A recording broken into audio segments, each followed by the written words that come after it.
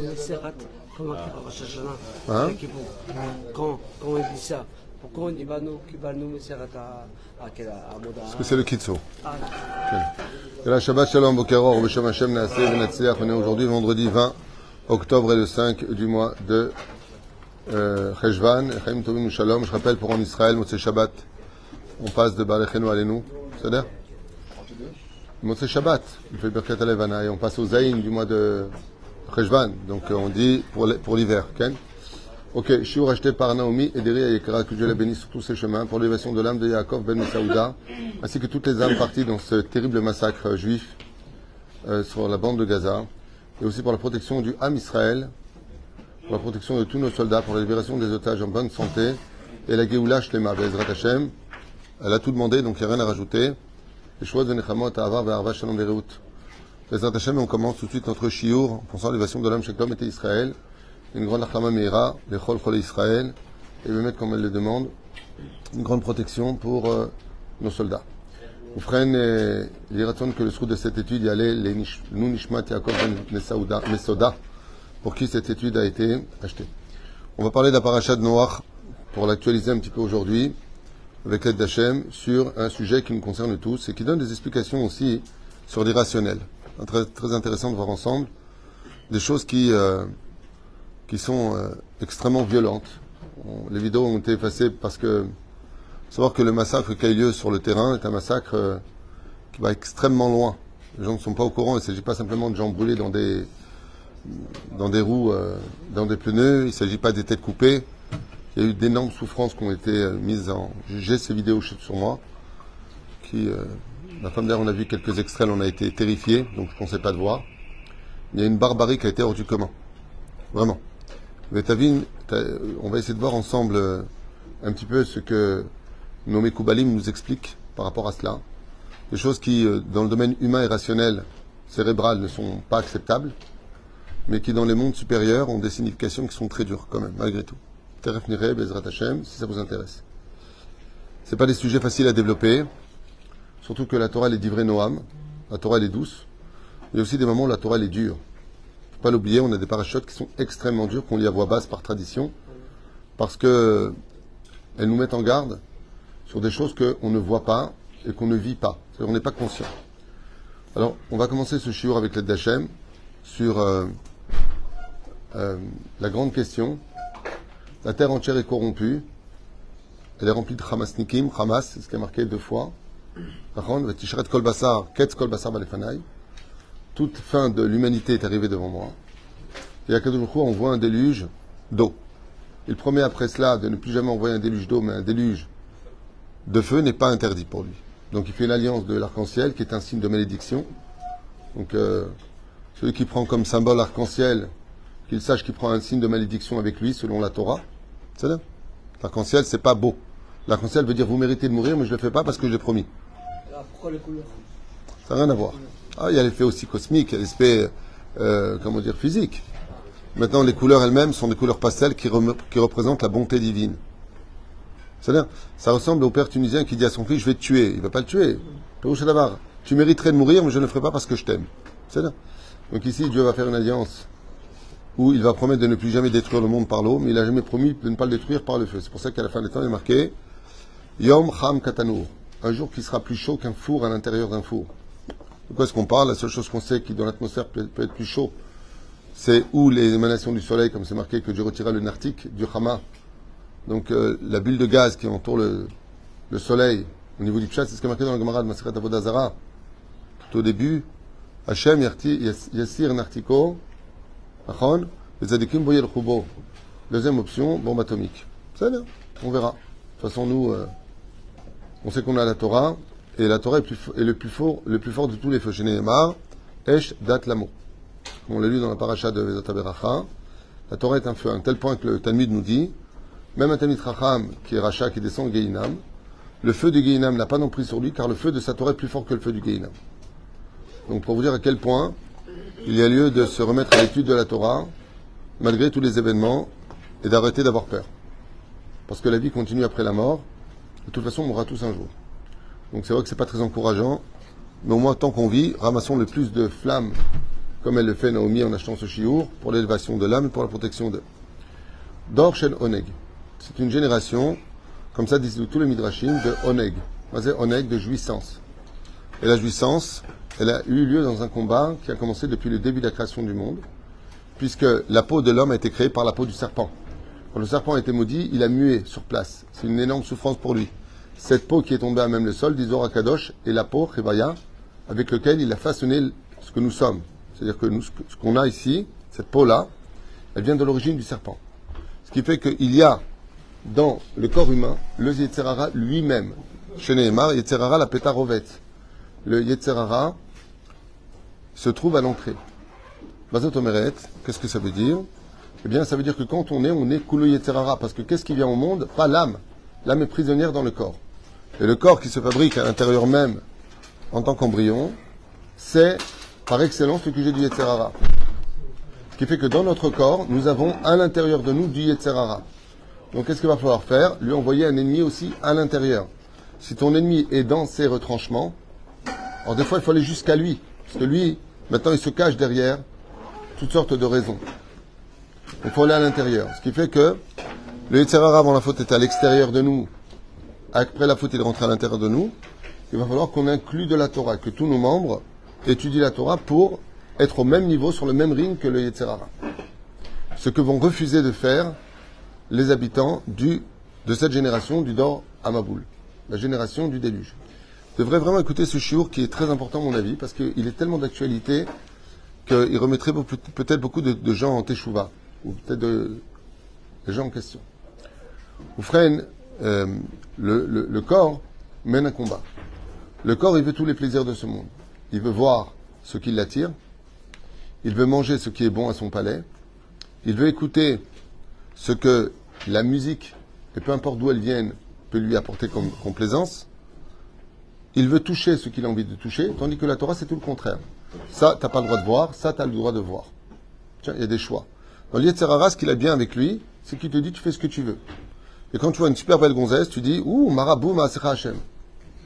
Ça veut dire que le Yetzer Hara, lui, la différence, il ne fait pas le flic avec toi. Il te dit, avec moi, tout est permis. Il n'y a pas de nida, pas de nida, il n'y a pas de shabbat, pas de shabbat, il n'y a pas de yom tov, pas de yom tov, il n'y a pas de kasher, pas de kasher. Qu'est-ce que tu veux? Tu as envie, tu manges. Personne n'a rien à te dire. Il n'y a pas plus rachat au monde que ces gens-là. C'est la génération du déluge. Ça s'appelle sans foi ni loi. La définition de sans foi ni loi, ça s'appelle des gens cruels, cruaux. Des gens qui n'ont ni foi ni loi sont des gens donc qui n'ont pas de conscience. Et ça, c'est ce qu'a vécu la génération du déluge. Elle a perdu sa conscience. C'est ce qu'on vit sur les réseaux Internet. Les gens ont perdu leur conscience. Toutes ces jeunes femmes qui se montrent toute la journée, ces jeunes rappeurs qui se montrent toute la journée avec des dents en or, des cheveux en or, ça veut tout quoi faire leur oseille. À se montrer, ce ne sont que du virtuel. À l'intérieur d'eux, il faut vraiment descendre très, très, très, très bas psychologiquement pour en arriver à dire, regardez combien je suis heureux. Parce que si tu veux vivre heureux, vis caché. Le seul qui a vécu caché, qui est dévoilé, c'est Noach. Pourquoi Akadosh nous marque Noach Ish Tzadik Aya Bedorotav? Parce que personne à part Dieu l'avait vu. Donc quand tu vois des gens qui ne se montrent pas, tu peux être certain qu'eux sont plus heureux que les autres. C'est comme toutes ces personnes qui arnaquent au téléphone, enfin qui arnaquaient, parce que la plus personne n'a arnaqué. C'est bien. Enfin, j'espère. Et sont toute la journée en train de se montrer, dernière villa, dernier cri, dernière maison. Et moi, ils font du bruit quand ils arrivent. Pourquoi je fais tellement de bruit? Parce que tu as un tel problème de conscience que pour l'étouffer, tu vas faire du bruit. Avec beaucoup de vulgarité. Et la reine, qu'est-ce qu'on avait à cette période? Tout le monde se montrait, tout le monde vivait dans le virtuel, et tout le monde cherchait le oneg. Pour avoir l'impression d'exister. C'est-à-dire? Pourquoi? Pourquoi est-ce que la nature de l'homme, de façon naturelle, est à rechercher les plaisirs? Vous savez qu'il n'y a pas marqué une seule fois, misbah lisbol. Pas marqué dans la Torah, ni écrite ni orale, c'est une misa de souffrir. On a des ordonnances de souffrance. À balle de souffrir, c'est marqué nulle part. Nulle part. Par contre, de chercher à jouir de toutes les situations, c'est incorporé dans le corps humain. De qui? De Dieu lui-même. Quand Akadosh Baruch Hu il a créé Adam et Ève, où est-ce qu'il les a créés? Au Gan Eden. Et qu'est-ce qu'il leur a ordonné? De kiffer. Achol tochal. Mange de tout. Ici, au Gan Eden, par contre, tout est permis. Sauf une chose. L'arbre connaissance du bien et du bien, zé l'otochal. Zéou. Ça veut dire que nous avons été créés avec une base à l'intérieur de nous qui va aider notre Yetzerara. Ben oui. Puisque si tu es né avec un Yetzerara qui te dit que rien n'est interdit, et qu'en plus de ça, Dieu t'a fait naître dans un monde où tout était permis, ben ça aide qui? Le Yetzerara ou le Yetzerara? Le Yetzerara. Ce qui fait que le Yetzerara a beaucoup plus de force sur terre que le Yetzerara. Donc il va falloir lutter et lutter grandement. Et vous allez voir que combien même on peut lutter, on peut être un tzaddik gamour et être influencé jusqu'à être aveuglé par la vérité. Il suffit d'une seule poussière dans l'œil pour ne plus rien voir. Une poussière qui rentre dans l'œil, ton œil est fermé. Normalement, ça représenterait combien une poussière par rapport à un œil? 0,1%. Une poussière. Elle peut aveugler tout ton œil. C'est pour ça que la Gemara, ainsi que le Zohar, nous dit que Korach, il tombe énave. Ce sont ses yeux qui l'ont trompé. Mais avec une poussière, il a été capable d'aveugler 250 princes de la Torah, de vivre dans le déni, de vivre dans l'imbécilité de ce monde. Ça s'appelle les clipotes. On va en parler tout à l'heure. On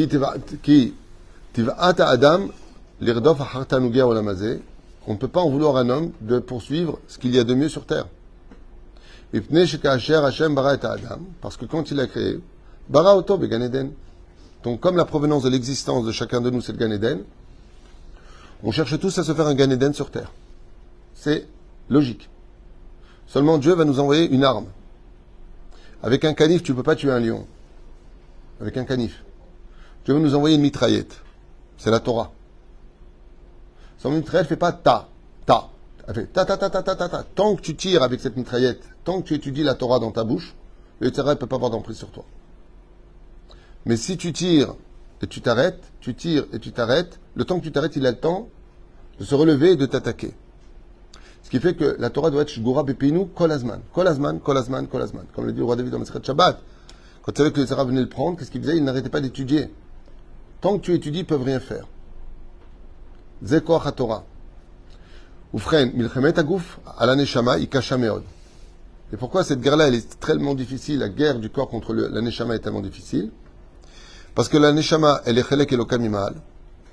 Elle est source de pureté absolue qui vient de Dieu lui-même. Il faut comprendre ce que ça veut dire, c'est pas le sujet d'aujourd'hui. Tandis que le Yetzer Hara, lui, il veut ce monde-là, il est dans le corps du début à la fin, du petit orteil jusqu'en haut du dernier cheveu. C'est pour ça qu'il faut le couvrir. C'est pas marqué explicitement qu'il faut se couvrir les orteils, mais c'est bien d'être pudique et de se couvrir. C'est pour ça que vous verrez jamais une femme pieuse avec les orteils à l'air. Jamais. Traditionnel, oui, mais orthodoxe, ça n'existe pas. Pourquoi? Parce qu'il y a des clipotes. Et là où il y a des clipotes, il faut couvrir. Dans les cheveux, il y a des clipotes. L'endroit qu'on appelle Toref, l'endroit le plus rempli de clipotes, c'est le en bas de la femme. C'est pour ça qu'il ne faut pas regarder là-bas. Toutes les formes de la femme. C'est pareil chez l'homme. Et c'est pareil dans tout ce qui est impur. Tu regardes quelque chose qui est impur, les clipotes qui s'y trouvent sautent sur toi et elles t'aveuglent. C'est important de le comprendre pour la suite du cours. Pourquoi c'est une guerre si difficile? Je vais expliquer. Parce qu'il faut que la lumière rentre dans une obscurité épaisse qu'on appelle le corps. Ce qui fait que pour que l'âme l'emporte sur le corps, il faut beaucoup de Torah, de Mitzvot et de Maasim Tovim. Beaucoup. Constamment. Comme il y avait un championnat du monde d'un mec qui était très balèze et l'autre il était moins balèze. Mais l'autre il lui a donné une telle rafale de coups de poing qu'il est tombé. C'est pour faire tomber l'Yetzirah qui est extrêmement fort et qui fait de feu, il faut des rafales de Torah, Mitzvot et Maasim Tovim. Constamment. Et si ce n'est pas le cas, c'est le corps qui l'emporte. Et là, ça devient grave. Pourquoi?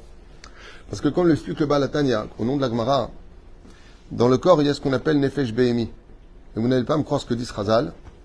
Ils disent que la Neshama, elle peut devenir elle-même touchée par le corps et devenir Nefesh Behemit. C'est pour ça que c'est marqué Nefesh Behemi, lo Gufne Behemi. Ça veut dire que l'âme, elle-même, peut être animale. Quand on voit les vidéos réellement de ce qu'ils ont fait, prendre un manche à balai, de les rentrer dans les yeux des gens, pour leur arracher les yeux, des choses comme ça, il faut être un animal. Parce que même un animal n'aurait pas fait ça. Moi, ça me fait rire quand j'entends le mot résistance palestinienne. La résistance. Vous savez ce qu'ils ont fait? Pas de résistance. On parle de barbarie extrêmement violente. Extrêmement violente. J'aimerais bien que ces images soient diffusées sur le domaine international, qui voient de qui est-ce qu'on parle. De quoi est-ce que l'on parle? C'est pas tu passes une balle dans la tête, Nick Barassi, pour aller. On est venu pour tuer. Non, on est venu pour faire souffrir, pour massacrer, pour terroriser, terrifier. Tous les mots sont... Ils ont pris une enfant de 13 ans qui était autiste. Autiste. Je ne sais même pas ce qu'elle fait de sa vie. Je ne sais même pas où elle en est dans la vie. Ils l'ont brûlé comme ça. Petit à petit. Devant son père. Comment? Erefchar. C'est quand la Neshama est touchée. C'est-à-dire que ce qui te fait la différence entre toi et ta Neshama, c'est la parole. Ou freine, ce qui va se passer, c'est que si le corps l'emporte, même l'âme devient béhémite. C'est pour ça qu'à cette époque-là, les hommes allaient avec les animaux. Les animaux voyaient chez les hommes des animaux, et les animaux étaient vus comme leurs femelles pour les hommes. Toutes les espèces se sont mélangées. Vous comprenez ce qui se passe? C'est pour ça qu'il y a marqué Ketz kol basar. Non, Ketz kol enosh. La fin de toute humanité est arrivée devant moi. Il dit non. Pourquoi marquer Ketz kol basar? La fin de toute chair est arrivée devant moi, parce que la chair est devenue béhéma. Ça veut dire que le monde du corps l'a emporté sur l'âme. Ça veut dire qu'il n'y avait plus d'âme, de conscience à l'intérieur de l'humanité. Nigmar. Imaneshama bisrut limud Torah v'kiyum mitzvot. Alors, on va expliquer maintenant quelque chose d'important. C'est le deuxième shlaf de ce cours, que je vous conseille vivement d'écouter. De réécouter au moins une fois par semaine. C'est un conseil qui vaut de l'or. C'est que, il dit, alors dans ce cas-là, je comprends pas. Si on est né au Gan Eden pour profiter, c'est donc naturel que l'homme recherche le kiff. Alors qu'est-ce qu'on peut lui reprocher d'aller en boîte de nuit ou d'aller danser sur des rythmes de trance comme ça toute la journée? Ça veut rien dire ce truc. Qu'est-ce que tu cherches? C'est quoi ton plaisir? Tchouva de Chazal. Je fais un condensé ici parce que c'est un livre qui est trop épais, qui est magnifique. Car il faut savoir que la Torah, elle cache en elle toute la joie la plus intense. La joie la plus intense. À un tel point que tu pourras dire, je ne peux plus vivre sans étudier la Torah. La Torah me manque. Je cours au Beth Midrash. Mais pour cela, il faut enlever beaucoup d'écorce. C'est ce que dit la 17e Mishnah du premier chapitre de Masechet Avot. Shimon ben Gamiel Omer, Kol mechaya yashevti ben hachamim velo masati la gouf tov et la mishtika. C'est-à-dire qu'il faut la shtik et ta gouf. C'est-à-dire que pour trouver le bonheur que la Torah peut t'apporter, tu manges un peu moins, tu dors un peu moins, tu punis un peu ton corps. C'est-à-dire même si c'est trop bon, par exemple, tu prends du flan, tu manges un quart de flan, tu poses, tu donnes à quelqu'un d'autre. La main, pour habituer ton corps à se taire. Le temps d'arriver à quoi? Au sipouk. C'est pour ça que dans la Gemara, on ne comprend pas. C'était quoi le sipouk? C'est-à-dire l'arrivée à la jouissance. Qu'est-ce que nos chachamim, les tanaïm, ils faisaient? Ils allaient au bain tous les jours.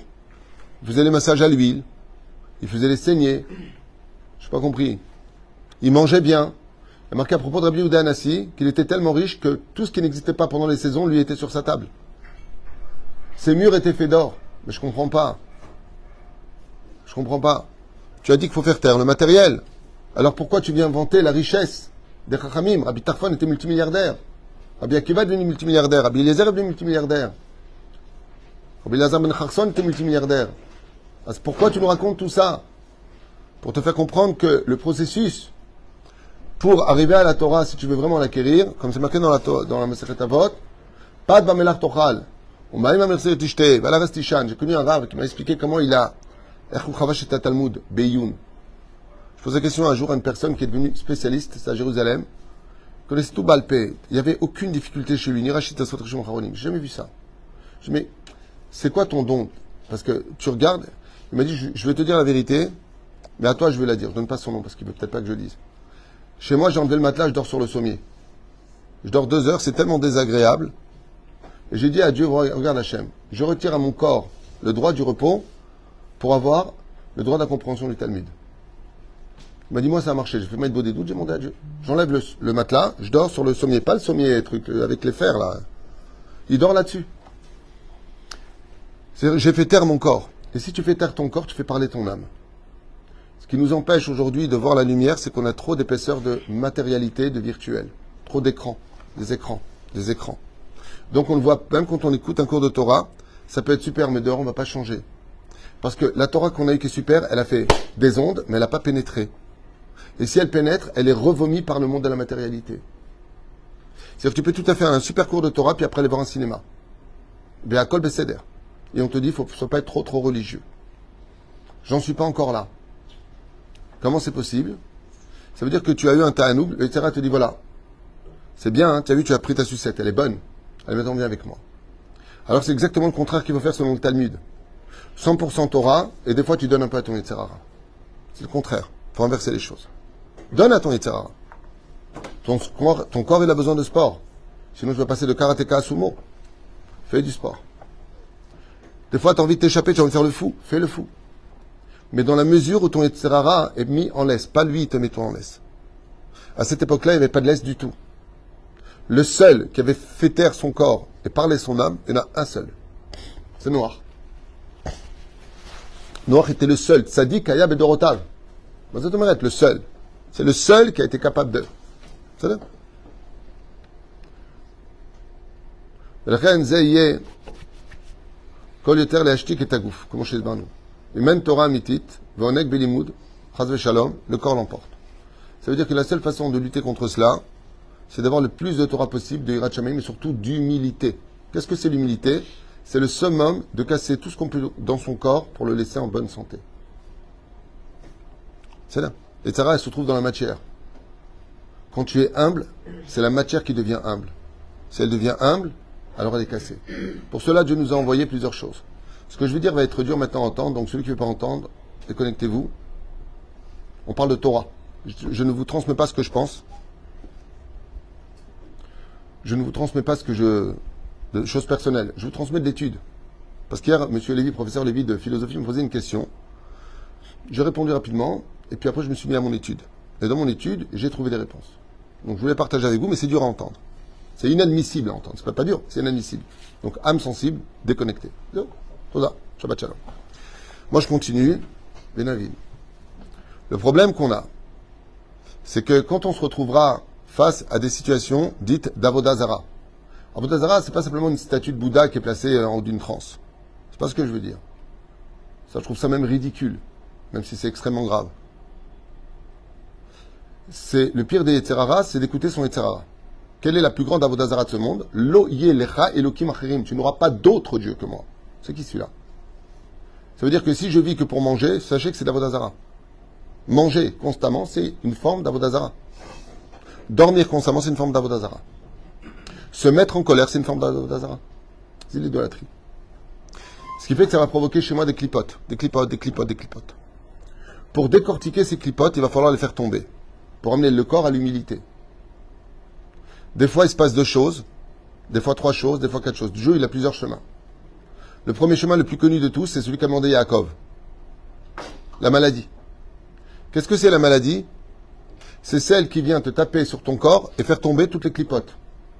Quand tu tombes vraiment malade et que tu sens que la mort est autour de toi, tu es prêt à demander pardon à tous ceux que tu as ignorés toute ta vie. Parce que tu commences à savoir les vraies valeurs de ce monde et tu es prêt à payer beaucoup d'argent pour vivre encore une année de plus. Tu te rends compte de la valeur de la vie. Qu'est-ce qui t'empêchait de le voir avant? Qu'est-ce qui t'empêchait de le voir avant?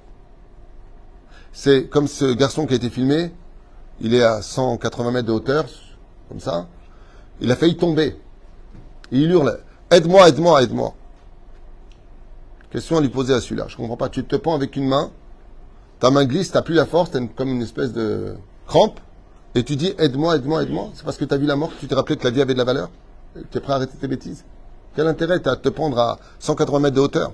Donc quel intérêt? Pourquoi? Pour quelle adrénaline? Allez, où est-ce qu'on en arrive? Il a failli tomber, il s'est mis à hurler, sauve-moi la vie. Mais ne te mets pas en difficulté pour rien. En plus, tu viens pas sauver la vie de quelqu'un en faisant ça.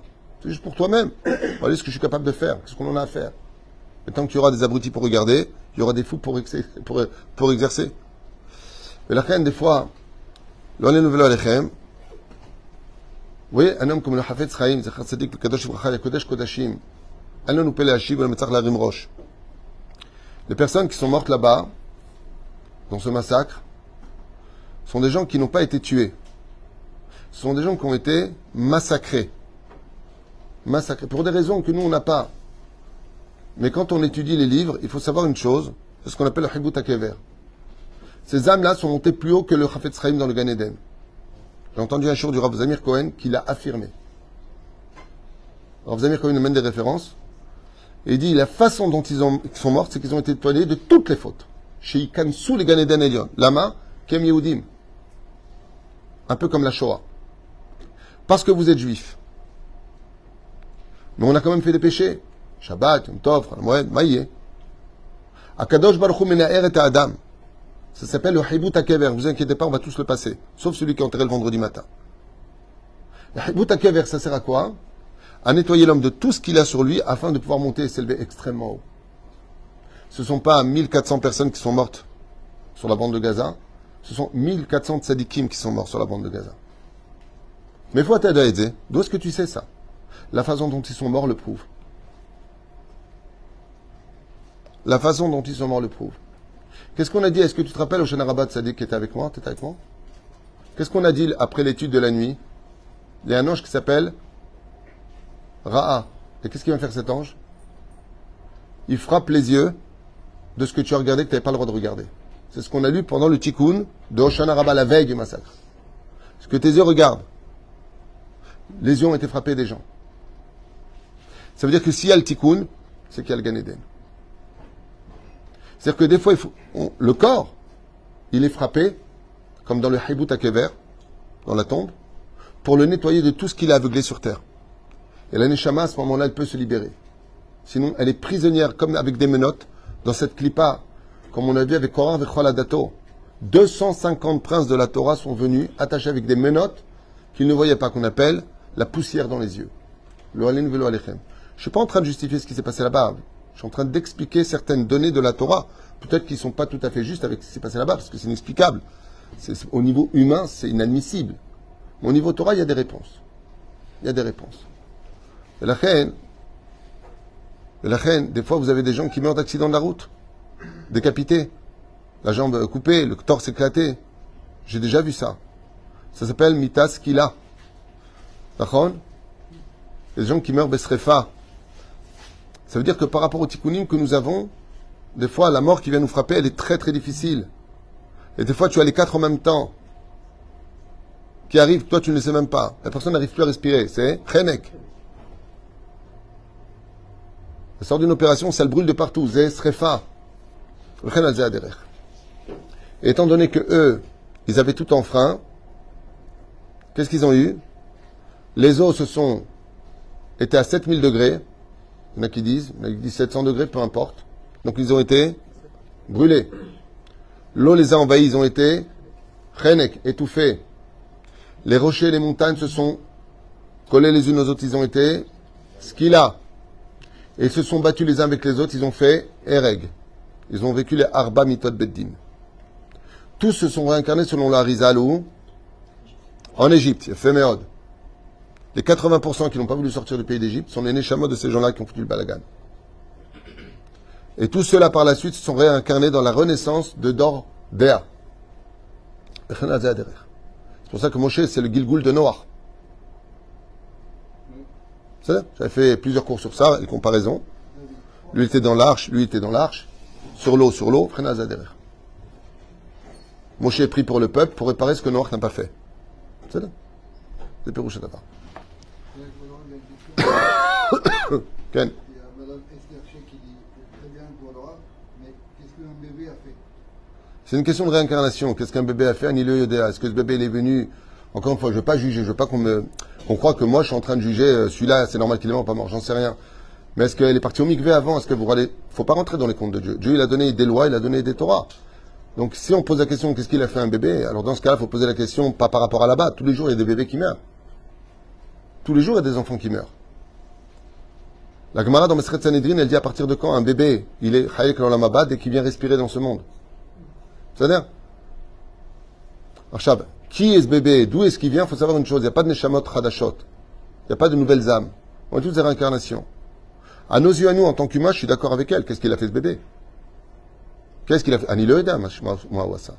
Il faut poser la question à qui était ce bébé? On est tous des réincarnations. Ani le Edam. Mais si on veut jouer maintenant à Charles Cosme, alors voyons dans la Torah, quelqu'un qui n'est pas Shomer Nida, qu'est-ce qu'il fait? Hayav Mita. Est retranché. Donc la Torah là aussi, quelqu'un qui ne fait pas Shabbat, qu'est-ce qui est marqué dans la Torah? Hayav mita. Pourquoi navod albanim? Tu veux savoir une chose? Marqué dans la Torah. Si les parents ne font pas Torah mitzvot, à qui Dieu s'en prend? Qui sont les garants de la Torah? Les enfants. Tu as déjà 3 réponses. Maintenant, laquelle est la vraie? Moi, je ne suis pas là pour défendre, ni pour dire, ni pour accuser. Je suis en train pour expliquer. Après chacun, comme je l'ai expliqué au professeur Lévy hier, je ne peux pas te dire pourquoi lui ça et pourquoi lui ça. Moi, j'en sais rien et je trouverais ça très dangereux que quelqu'un le dise, personnellement. Mais la généralité, oui, je peux la dire parce qu'elle est marquée dans la Torah. Il suffit de la lire. Lisez la Torah. Lisez Berukotai, lisez Kitavo, Nitzavim. Vous aurez des réponses. Faut pas être bête. Lisez-le en français. Et là, vous aurez des réponses. Et la Torah, elle met pas de gants quand elle parle. Parce que la Torah est sérieuse. Mais je suis pas en train de justifier, je suis en train d'expliquer au contraire que les gens qui sont partis sont des tzadikim. Et si vous me posez la question, pourquoi est-ce qu'un Tinoch, il est parti là-bas? Eh bien, c'est la même question qu'on pose pour Yitzhak. Pourquoi est-ce qu'on dit un Nahar? Il avait 37 ans selon Rashi. Il n'est pas Nahar, il est Ish. Il n'est pas encore Adam, il n'était pas marié. Pourquoi on dit Nahar? Parce que la Torah vient te dire, Nachon, tu dis que Yitzhak était Nahar. Nachon? Nahar, ça veut dire un jeune. Parce qu'un jeune, il n'a pas d'Averot. Dafka Kadosh Baruch Hu, quand tu prends des enfants qui sont sains, qui sont purs, qui viennent d'arriver au monde, des bébés, 3, 4, 5 ans, ils ont une aura sur le visage. Parce qu'ils n'ont pas de faute. Eux, ils peuvent faire vraiment le capara du peuple d'Israël. Et si vous me dites, mais je comprends pas, il y a besoin qu'on meure pour faire la capara, réponse, arrêtez de fauter. Ben, quand tu fais un accident avec ta voiture, tu l'emmènes où? Au garage. Pour la réparer.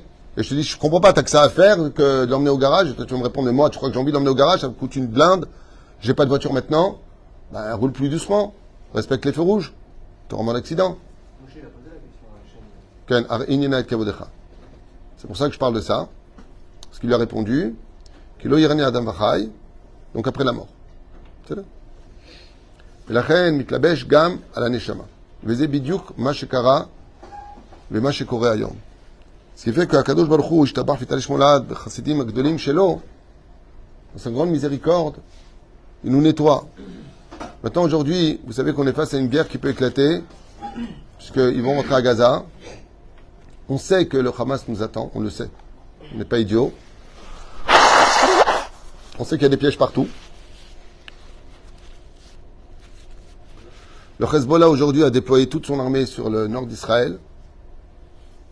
L'Iran derrière est prêt à investir aussi. La Syrie. Peut-être qu'on va vers une guerre mondiale. Peut-être que oui, peut-être que non. Moi je pense que oui. On verra. Ça peut se calmer aussi du jour au lendemain. Manasseh, ce shiur, la vérité, je l'ai écrit. D'habitude, j'écris jamais mes shiurim. Je me suis fait un petit scorette. Parce que Bémet, ce shiur, il parle de l'actualité. Mamash, ayom le maaseh. Si vous voulez vraiment aider nos soldats sur le front, si vraiment vous voulez réussir à éviter le plus de dégâts, en tout cas de notre côté à nous, de prendre sur nous la tsniout, celui qui n'est pas shomer nida, de prendre la nida, d'être shomer shabbat kel chata, et de vous mettre plus à l'étude de la Torah, et plus dans le ta'anoug de l'étude de la Torah. Selon ce qu'on a étudié ici, c'est là qu'est toute la réparation. Comment est-ce que Noach a été sauvé? Parce qu'il a fait Gmilut Rasadim. Comme je l'ai expliqué hier, Toda Lael, que le gouvernement ne peut pas apporter tout ce qu'il faut à tous les soldats, cela nous a laissé le mérite de pouvoir nous le faire. Et le peuple d'Israël s'est aujourd'hui mobilisé partout où il est, de tout pays, pour pouvoir soutenir une cause existentielle. Chiyunit Beyoter, c'est l'existence de notre nation sur notre terre, qui est remise aux questions. Avec une fois de plus, je ne peux pas m'en empêcher, mais alors qu'est-ce qu'on m'envoie comme vidéo? M'avait tué. On m'envoyait toutes les 3 secondes des vidéos. Mais je kiffe parce que quand je vois les vidéos, alors ce sont 2 Africains, ils sont gentils, tu vois, ils discutent. Il dit comment est-ce que la Torah a pu dire qu'il a été donné à Moïse au Har Sinaï en hébreu? Puisque l'hébreu est né beaucoup plus loin, selon le professeur Vincent de je ne sais pas qu'est-ce qu'il raconte comme bêtise. Je vous en supplie, quand vous parlez de Torah, chers amis non-juifs, que vous soyez de couleur blanche, noire, jaune ou orange, c'est pas le problème. Posez des questions, arrêtez de déblatérer des bêtises. La première langue qui a été parlée dans l'humanité, c'est l'hébreu. C'est marqué dans ce blanc dans Rashi. Le premier livre qui a été... Oui, l'écriture, ceci, elle a été... Je vous en supplie, arrêtez de parler au nom de la Torah. Si vous avez des questions, venez voir le peuple du livre. Parce que vous lisez la Torah. Vous parlez de nous. Nous. Donc, au lieu de déblatérer des choses, en vous persuadant de bêtises que vous racontez, je vous en supplie, venez poser des questions aux acteurs du livre. Nous sommes les descendants de ceux dont vous étudiez l'origine. Le premier livre qui a été donné à Adam Arishon s'appelle comment? On n'a pas le temps. Raziel Amalach, il a été donné en hébreu. C'est-à-dire, la première langue qui fut parlée, c'était en hébreu. Alors le mec, il dit, mais l'hébreu n'est pas sorti à cette époque-là. Punaise, apparemment, le mec, il lit pas bien la Torah. Il a oublié que Pharaon, comme c'est marqué, qui, Eretz Haïvrim, Ganov Gunaftim Eretz Haïvrim, je viens de la terre des Hébreux. C'est marqué dans la Torah, bien avant le don de la Torah qu'on parlait l'hébreu. C'est fatigant. Non, mais vraiment, c'est fatigant. Et c'est marqué dans Parashat Noach, les Mishpechot Adama, que la langue universelle, c'était l'hébreu et que Dieu a créé les autres langues après. Donc, je vous en prie, je vois de plus en plus de prêtres et de gens de certaines religions parler de notre Torah. Ils disent n'importe quoi. Moi, je suis mort de rire. Pour moi, c'est des sketchs. Le problème, c'est qu'il n'y a personne pour les contredire parce qu'ils sont entre eux. J'aimerais bien qu'ils m'invitent. Non, mais franchement, c'est fou. Parce que moi, ce qui me fait de la peine, c'est que bon, moi, ça me fait rire. Pour moi, c'est un sketch qu'ils racontent. Et pour des gens qui sont sensibles, qui sont un peu assimilés, et qui ne étudient pas du tout la Torah, ils disent, bah, tu vois, regarde ce qu'ils disent. Parce qu'aujourd'hui, on est dans des médias qui sont tellement incroyables qu'on peut même te faire passer le Hamas pour des victimes et nous pour les bourreaux, pour vous dire à quel point les gens sont crédules. Hashem Yishmor v'Yirachem al kol Am Yisrael. Yishnitzke bezrat Hashem Yishul v'Nechamot v'titrasku, tisratzku. La Géoula est très proche, comme viendra le Mashiach, les comptes seront donnés. Celui qui n'est pas juif, arrêtez vos ch'touillottes, commencez à prendre les 7 lois noachides, et que celui qui est juif aujourd'hui prenne sur lui vraiment de faire une totale teshuva. Zazman larzor bitshuva, avant que les choses ne se dévoilent au grand jour. Parce que la suite des événements, pour celui qui aura fait teshuva, non seulement il ne souffrira pas de la situation, mais en plus de ça, il vivra le plus grand des bonheurs, celui duquel le roi David a écrit Az yemale sechokpin ou shonenu rina kanongal vechule vechule. Chen bezrat Hashem shken yisrazek velasot hakol. En ce qui concerne la halachot, beaucoup de gens m'écrivent sur le domaine de la halachot, parce que je ne vais pas à la synagogue en France, ici ou ailleurs. Il est interdit de prendre le moindre risque. Et quelqu'un m'a dit, est-ce que je peux prendre mon portable? Comme ça, si je suis à la synagogue, eh bien, s'il se passe quelque chose, je le sais, je peux m'en aller en France. Réponse, non. Anous patre. Ne fais pas une sur le dos d'une avéra. Anous patre. À partir du moment où tu es en danger là où tu es parce que c'est chaud, la situation est dangereuse, eh bien, tu pries chez toi à la maison. Mieux vaut prier Béhéter que de prier Béhissour. Par contre, nous, ici, dans les synagogues, nous sommes obligés d'avoir un chômeur avec son téléphone, par contre, de sécurité, et une arme. C'est obligatoire. Donc, j'ai demandé à qui de droit de venir ce Shabbat, et pendant les prières, il se tiendra ici avec son arme, pour nous protéger. Zemoutar, le chef d'elle. C'est là. Baruch Adonai l'olam amen ve'amen, shod ve'nechamot, ahavar ve'arva ve'shalom ve'reut. Kol tov ve'shabbat shalom.